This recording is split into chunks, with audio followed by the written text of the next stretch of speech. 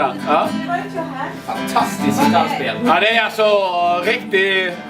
Han bara... Keith Richards. Ja. Det är min dröm att kunna spela gitarr. Han bara leker mellan... gitarrhalsen. Ola Björk. Ja. Jag håller på med revision. Ja. Du kan ju sitta på stan utanför Åhléns. Han skulle ju ut och bara spela. Fan, du kan ju sitta utanför. Ställ i juni!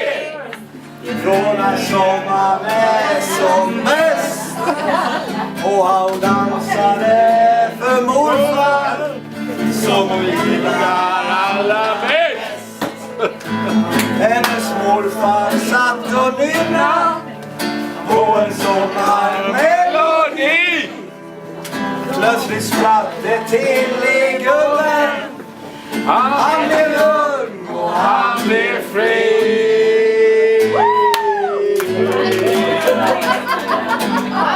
Så han tog av sig kavaj, sparkade av sig några skorna och så sparkade han ut snuset och sa: min sköna får jag lov. Han var vacker, han var stolt, rak i ryggen som en fura. Det var sommar, det var glädje och de dansade och låg. Han sjöng la la la la la la la la la la la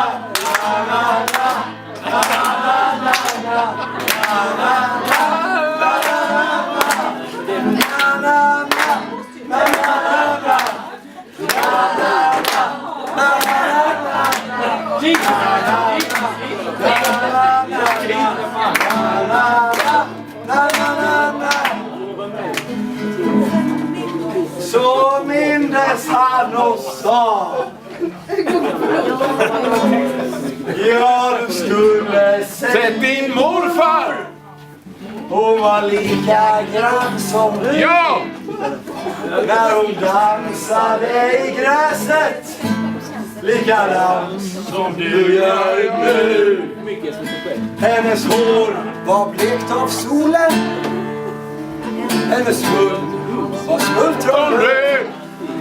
Hon var ljuvlig som en lilja och hennes kärlek var som glöd.